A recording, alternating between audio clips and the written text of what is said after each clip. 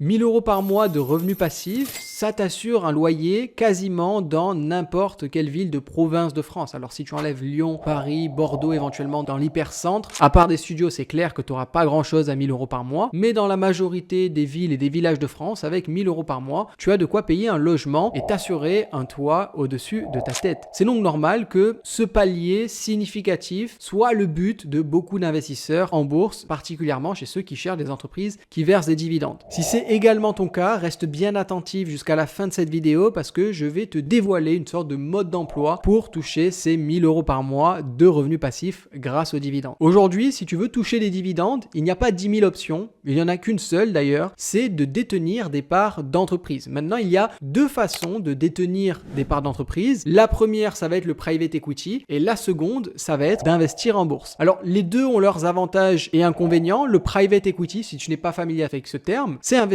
dans des business qui sont non cotés en règle générale où tu vas venir prendre des parts. Alors il y a plusieurs façons de faire ça. Soit ça peut être en aidant un ami qui va lancer un restaurant, soit ça peut être en te baladant dans la rue, cherchant des opportunités d'investissement, aller dans des supérettes, aller dans des magasins et leur proposer des investissements en échange de parts de leur business ou leur proposer de racheter des parts de business ou lancer des business. À partir du moment où tu détiens des parts dans des entreprises, tu es éligible pour recevoir un dividende si le board de direction de cette entreprise décide de verser un dividende, bien sûr. Alors les gros avantages qu'il y a dans le private equity, il y en a trois. Le premier, c'est le gros rendement. Là où tu vas aller chercher des rendements autour de 2, 3, 4%, peut-être 5% en bourse directement sur le dividende, en private equity, tu peux entre guillemets facilement monter au-delà de 10% de rendement sur le dividende et donc c'est clairement le meilleur moyen pour t'enrichir et toucher de gros dividendes. Le deuxième gros avantage du private equity, c'est que tu vas avoir un impact de négociation étant donné que sur des marchés secondaires, c'est en face à face. Si tu es un très bon vendeur, un très bon négociateur, très bon en psychologie humaine, tu peux trouver les moyens de négocier le prix d'achat ou le prix des parts que tu auras dans ce business, un petit peu comme un bien immobilier quand tu le visites et que tu fais ta négociation avec le vendeur ou avec l'agent du vendeur. Et le troisième point, si tu es passionné, si tu es bon dans le business, tu peux également avoir un impact directement sur cette entreprise. Donc par exemple, prendre des parts quand elle vaut pas grand chose parce que tu as remarqué que tu pouvais la faire grossir dans tel ou tel domaine, que le marketing n'était pas bon, peut-être que le produit pouvait être amélioré de telle ou telle façon et en apportant ces connaissances, eh bien faire grossir l'entreprise qui fera augmenter ton rendement étant donné qu'elle fera plus de chiffres et en plus de ça, c'est peut-être une activité qui t'intéresse. Si tu fais ça, je t'avoue que tu sors quand même bien du revenu passif, ok, étant donné que tu vas y mettre ton travail, mais c'est un moyen de toucher des dividendes et ça en général, on est quand même sur quelque chose qui est un métier. Ok, on fait rarement du private equity sans avoir déjà des business, sans avoir des gros revenus parce que l'inconvénient là-dessus, c'est que ça demande un capital minimum qui est assez conséquent. Pour le moment, le plus petit deal de private equity auquel j'ai fait face, c'était 20 000 €. C'était pour ouvrir un hôtel au Panama il y a 2 ans. On m'avait proposé un deal ici pour ouvrir un hôtel, restaurant dans la vieille ville, dans un centre touristique. J'avais décidé de pas rejoindre parce que je trouvais qu'il y avait des points un peu bancaux sur le projet. Mais pour le moment, je trouve qu'avec moins de 20 000 € de capital, tu peux pas vraiment te lancer en private equity. Donc, c'est-à-dire que si tu as mis 20 000 € de côté,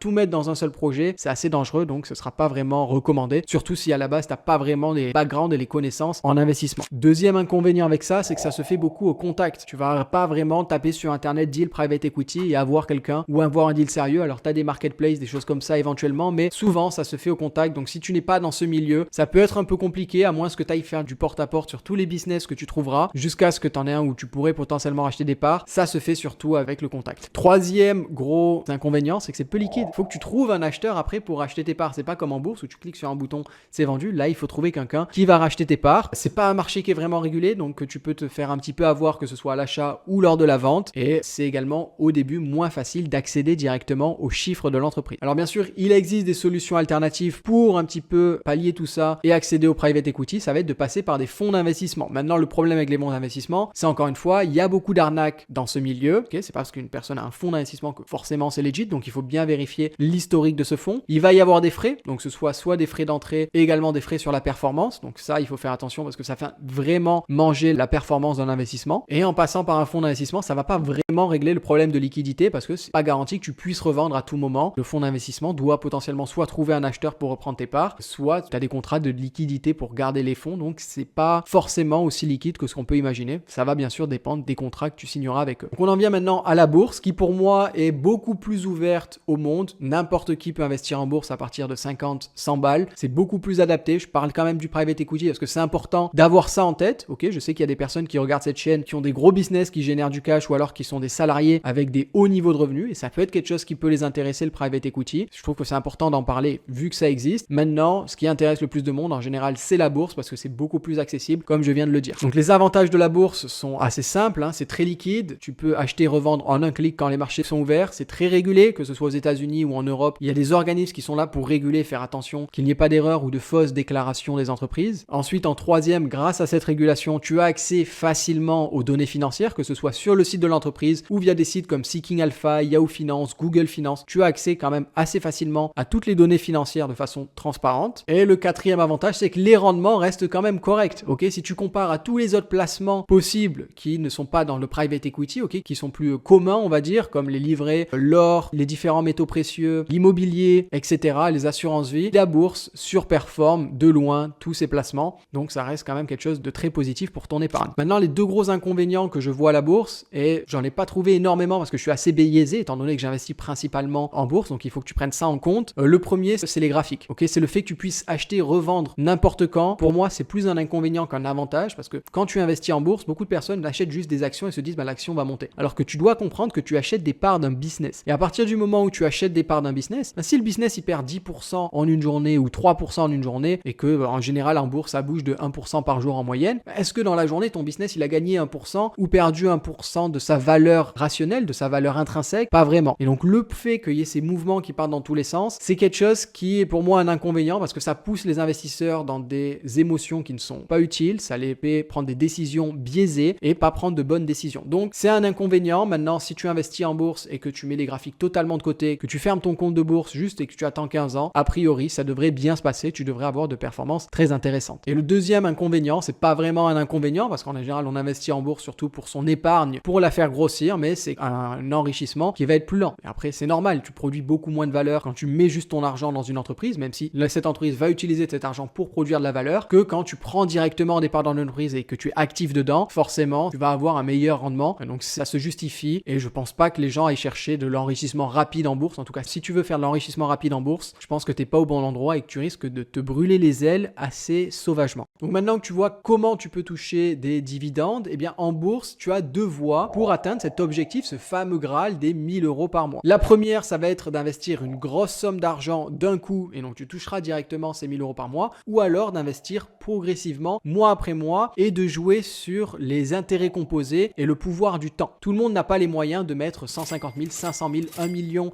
directement là maintenant en bourse pour toucher suffisamment tous les mois pour avoir assez de revenus passifs pour gagner ces 1000 € par mois. Donc, il y a ça. Soit tu vas investir une grosse somme d'un coup, soit tu étales ton investissement et tu investis ce que tu peux tous les mois. Et je vais te donner des exemples concrets pour voir un petit peu comment ça peut fonctionner. Si on prend par exemple une entreprise avec un rendement de dividende d'environ 8%, il faudrait investir immédiatement 150 000 € pour atteindre cet objectif. Maintenant, l'autre solution, ça va être par exemple en investissant 500 € tous les mois dans cette entreprise. On va prendre l'exemple de Enterprise Product Partner. Okay, c'est des pipelines aux États-Unis dans le domaine pétrolier et des gaz. Cette entreprise a un rendement approximatif de 8%. Ça dépend du moment où on regarde le prix de l'action. Si tu avais investi 500 € en 2010 dans cette entreprise, aujourd'hui, en 2024, ton capital serait d'environ 156 000 € et tu toucherais approximativement 13 000, 14 000 € par an de dividendes. Donc tu vois, deux solutions. Soit tu mets 150 000 € directement et tu touches tes 1000 € par mois de dividendes, soit tu vas investir 500 €, là c'est sur une période par mois, sur une période de 14 ans environ, et tu te retrouves ensuite en réinvestissant les dividendes à gagner après seulement 14 ans ces 1000 € par mois de dividendes. Donc tu vois, deux poids, deux mesures. À toi de voir. Bien sûr, plus tu investis, plus tu arrives rapidement à cet objectif. C'est pas un secret, ok? Plus tu as de l'argent à investir, plus tu pourras toucher 1000 € par mois de dividendes rapidement. Mais ça reste quand même possible, même avec 500 €. Bien sûr, si tu descends encore à 250 €, il faudra un peu plus que 14 ans. Il faudra probablement 20 ans grâce aux intérêts composés, ok? Pas parce que tu divises l'investissement par deux que tu multiplies le temps temps par deux parce qu'il y a les intérêts composés qui travaillent là-dedans, il y a le réinvestissement des dividendes, donc comprends bien ça. Pour te donner un autre exemple, si tu prends une autre entreprise avec un rendement correct d'environ 4%, donc on a par exemple Sanofi, Chevron ou encore National Fuel Gas qui sont très connus aux États-Unis pour les deux d'après que je t'ai cités, eh bien ici il faudrait investir environ 300 000 euros pour toucher immédiatement ces 1000 euros par mois de dividendes. Juste avant de conclure cette vidéo, j'aimerais quand même faire un point qui est important. Je vois trop de personnes donner trop d'importance au rendement du dividende, c'est-à-dire des personnes qui veulent absolument atteindre ces 1000 euros par mois de revenus passifs, de dividendes, et qui vont investir dans des entreprises à 8, 9, 10, 12, 15% de rendement du dividende en se disant, bah tiens, là avec 10%, j'ai juste à mettre 120 000 euros et c'est bon, j'ai mes 1000 euros par mois de dividendes. Alors fais attention à ça, souvent quand les rendements du dividende sont trop élevés, c'est qu'il y a un énorme risque derrière et qu'il y a des gros risques. Donc il ne faut pas que tu négliges la capacité financière de l'entreprise à payer ce dividende, à continuer de le payer. Pour ça, c'est très important que tu vérifies l'historique de versement du dividende, que l'entreprise ait tendance à bien augmenter son dividende année après année, qu'elle a un bel historique avec ça. Personnellement, minimum 20 ans d'augmentation consécutive du dividende, c'est ce que je préconise. Et deuxième chose, que l'entreprise génère du cash, qu'elle ait suffisamment de cash pour payer son dividende et qu'elle ne reverse pas plus de 100% de ses bénéfices sous forme de dividende. En règle générale, on voudrait que le payout ratio, donc le pourcentage des bénéfices reversés aux actionnaires sous forme de dividende, soit inférieur à 60-70% pour certaines entreprises. C'est tout pour cette vidéo. Pense à récupérer en lien dans la description une liste de 43 entreprises qui reversent un dividende depuis plus de 20 ans et qui me semblent sous-évaluées. Tu peux y accéder gratuitement via le lien qui se trouve sous cette vidéo. Dis-moi également en commentaire ce que tu en as pensé, si ça t'a aidé, si ça te permet d'y voir plus clair sur les dividendes et si tu penses que c'est un objectif qui est atteignable pour toi. Dis-moi tout ça en commentaire, je serai ravi de te lire. Si cette vidéo t'a plu, bien sûr, pense à lâcher un pouce bleu. Abonne-toi en activant la petite cloche pour ne rien rater des prochains épisodes et je te dis à très vite pour une prochaine vidéo. Ciao, ciao!